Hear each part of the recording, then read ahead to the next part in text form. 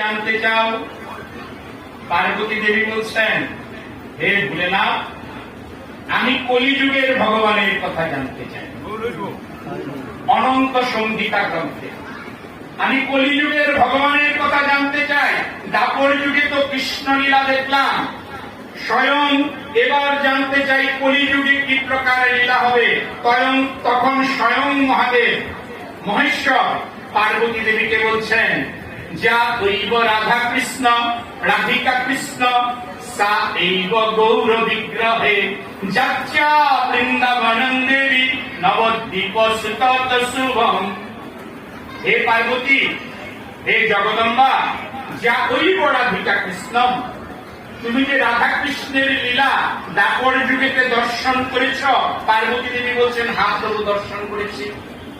এই রাধা কৃষ্ণ তিনি স এইব গৌর বিগ্রহে,